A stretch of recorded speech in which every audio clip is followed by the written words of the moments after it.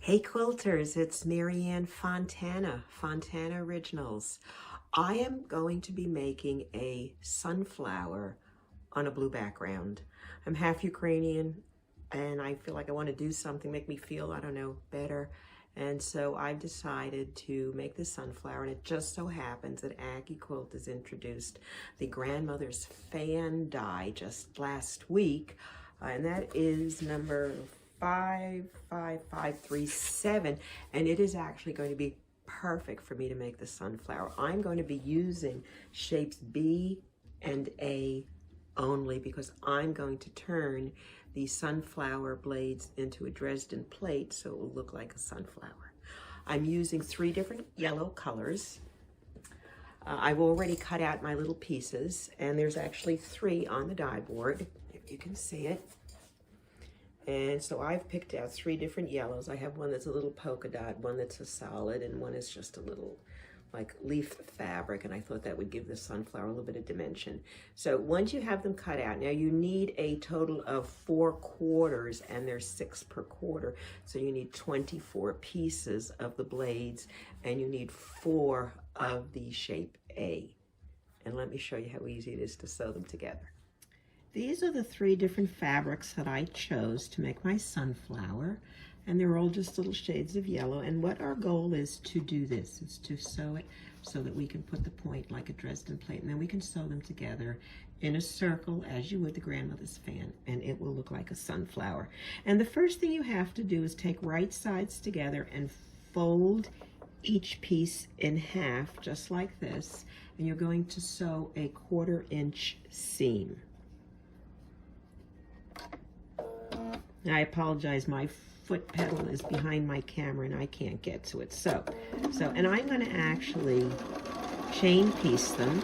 So I get to the one. I always start with my fabric under the foot plate. I just find it's easier and less likely to eat it. And then I'm not sewn all the way through. I don't know if you can see. It's up in the upper corner, but I think you could still see. And I'm just going to go ahead and feed these through one at a time, folding them in half, right side. Oh, is that 2? No. All right, folding them in half, right sides together, and I'm just sewing a 1/4 inch seam across the top. All right, so let's look and see. I've done 3. So let me just cut them apart.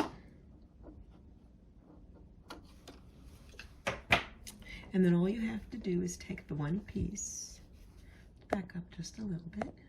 Oops, sorry. Take the one piece and turn the point in.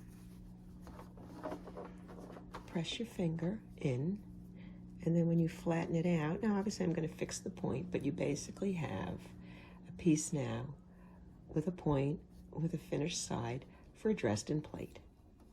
So I'm going to go ahead and sew pieces together for one sunflower. And I'll show you how we're going to put them together. And this is all we need to do. I will press them, and we'll talk about pressing. I'll show you a little quick thing on pressing. But there you are. It makes the pointed Dresden plate, and we're ready for our sunflower. All you have to do is fold the pieces inside out. And I use this as a little bamboo skewer just to make a nice point. And then carefully press so the seam is in the middle.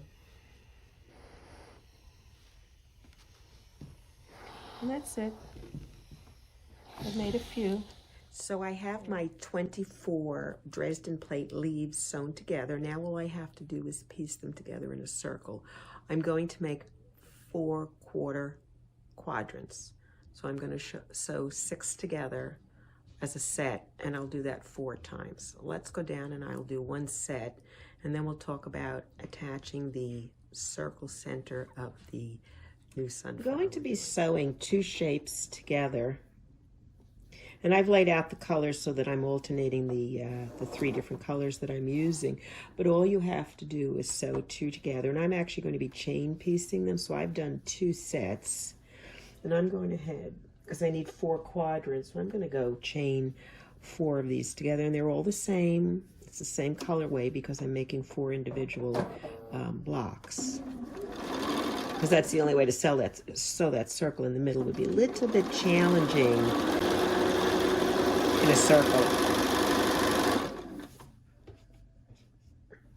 All right, so this is the fourth one. One for each quadrant. I'm making sure all the seams are lined up. And as you sew, you know you're taking that 1/4 inch so that you're sewing any raw edge together, and only what you will see at the top are the finished edges.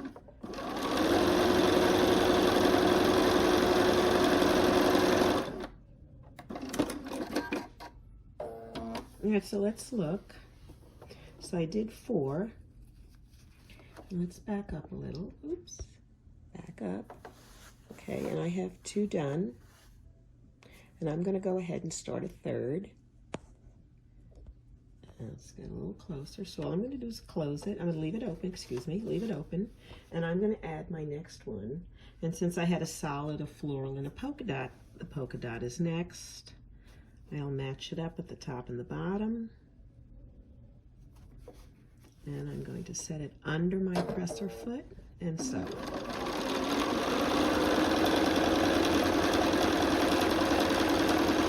And all I'm going to do is open up the next one, and you can see I'm already creating part of the 4, and I'm going to go get my next polka dot one because I'm making the 4 at the same time, and I'm chaining them. I'll set it, make sure it's even. You know, sometimes it can have a tendency to pull when you have them sewn together, so you can cut the other pieces of thread if they get in your way. I like to start, put the needle down, and then go ahead and line up the rest of the block.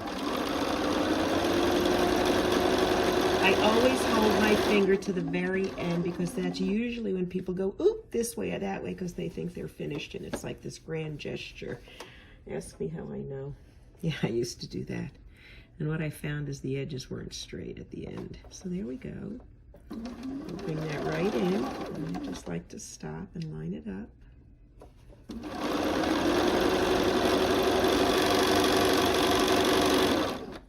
Now here's my last one because we're making 4 blocks or 4 quadrants, and we need 4 to make a circle or a sunflower in this case. And I'm going to match that up just like I did and put it by the presser foot. See?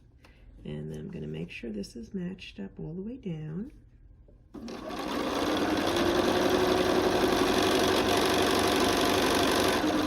Okay, now that was the 3rd row, I guess, or petal.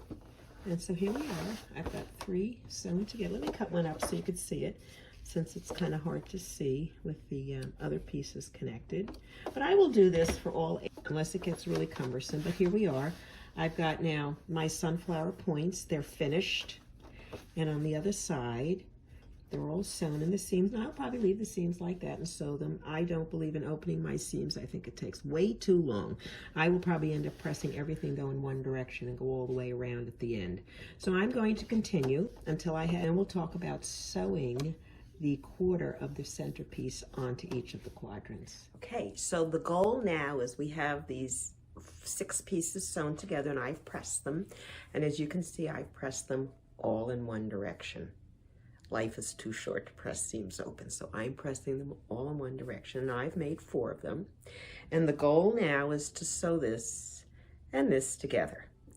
And there are a lot of little notches on this, as you can see, and there's a notch on every one of these. So one of these notches goes with one of these petals. The directions do say to pin. I use no pins. I tend to break needles. I find that pins shift, so I actually just do it free form. I just tried it. This was my first one. I'd not tried it before, but I think it did pretty good. And I'm going to show you how easy it is. And you don't need pins. Now, since this is a batik, I'm blessed with not having to worry about which side is which. And then you can see the notches are here and the notches are here. And I'm going to start putting both these angles the same and match them together. Right here, okay? And I'm going to put it under the needle and take a few stitches only. Okay, 3 stitches. Now, the goal is to get each of these notches to match each of these, and it's very simple to do if you just go slow pay attention. The first notch I can see is matching. So I'm going to place the next notch where it's supposed to be, and I'm going to hold it, and I'm going to sew till I can't hold and let go. Then I'm going to grab the piece again, and if you need to, you can pick up your presser foot, because sometimes it helps release the fabric and it's easier to sew. And I'm going to put the next notch on the next piece and hold it like that, and I'm going to sew. And I always stop with my needle down, and I go to the next piece. And even if it looks like it's going to be folded or something, I don't care. I'm going to push this aside. I can stretch it, and I'm sewing to the notch. Guess what? We got 2 more to do. We're almost done. And so I'm going to put the notch there, and I'm put my finger on it. And as I said, if you want to raise the presser foot, you can, because it releases the tension. You can loosen the fabric. But I'll put it back down, and I'm going to sew. Now I'm holding on to that dot with my dear life. But anyway, so there we go. There's the next one. This is the last notch, by the way. Get to that stop. Now it's kind of wonky, so I'm going to lift my presser foot up. And I'm going to straighten it out so both pieces are as straight as I can get it, and I'm going to sew off the end. Cut my fabric. Okay, now I'm going to just back up a little, and let's look. Now, you may see, it looks like there's maybe a little fold there. I really don't care. I think the line is really good. And you know, even if you see this right there, when I press that, that's going to lay flat. And I'll show you all of them when they're done. But I'm not really concerned about that at all. It's pretty even all the way around on this side. I'm pressing into, oops, sorry. I'm going to press them all in here. And that's the way I did that first one I did. Here it is. This is after it's been pressed. And you know, there's a little bit of folding here, just a teeny bit. And you know, and if I were to be making 50 of these, probably about 3 or 4 into it, I'd be really good at it. But I'm just making 4 quadrants. And as I said, it actually looks like part of the fold of the petal. So I'm perfectly happy with it. And that is a very quick and easy way to sew those pieces in without using pins and nailing it every time. So here they are. Here's my 4. They're done. And I just have to sew them together. And what I decided to do is I am going to cut out a piece of batting and put it behind it.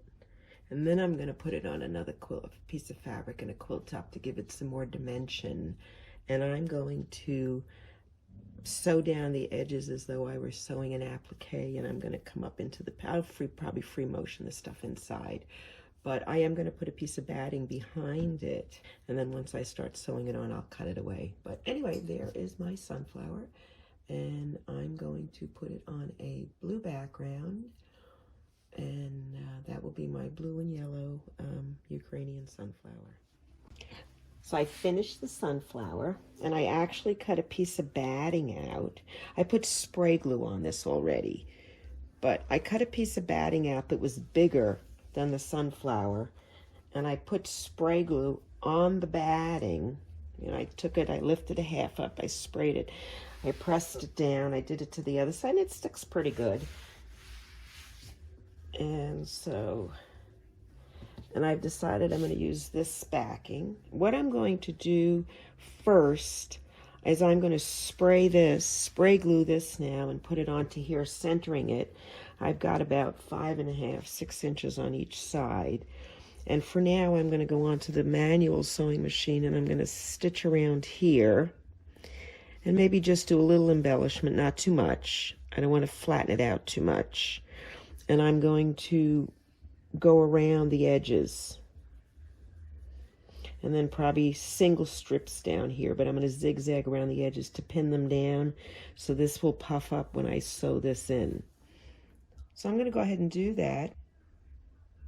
I'll show you what it looks like, but what I really wanted to show you is how easy it is to make a sunflower using the new Grandmother's Fan, and obviously I'm doing it in blue and yellow for my personal reasons, but heck, you can make any color sunflower you like and change the colors and just actually use them like this. If you put a stiffened backener on it, you could probably just hang them on the wall just like that and just have sunflowers on the walls of the kids' room would be kind of fun. Here's a quick picture of the back and how I sewed it on. I mean, the sunflower is here. I did a little decorative stitch around the brown first. And then I did some free motion in the middle, you know, with my feed dogs up. Then I went back and I used actually the walking foot. And I did straight stitching, starting in the middle and working out. If you go this way, you could end up with a pucker. I found that out the hard way. I have a pucker on one of them. But so stitch out. But when you stitch, go one here, one across. One there, one there. So you know you're centering it. Don't go like this because you may end up with a gap at the end when you're done. And then I just did a zigzag stitch around the edge to keep it on. Oops, sorry. So I've sewn it on to the blue fabric, and there's the batting under here. So it's already got like a little bit of 3-dimension and depth. And now I'm going to probably put a batting and a backing on this. And I'm going to go ahead and put it on the long arm and stipple the whole back section. And then I may do 1 or 2 just to keep this from coming forward too much, or just do a ring around here. And that'll make this whole thing. Okay, so here's the finished sunflower. Actually, what I ended up doing is I did do stippling around it. And I did sew right around here to keep it in place. This I left loose. And I'll see how I feel about it. I can always go back in and stitch it. But it serves its purpose. I want to hang it in my window. And actually all I did is I serged the edges to finish it, so it was quick and easy. So that is my sunflower made with Grandmother's Fan. I hope you like it.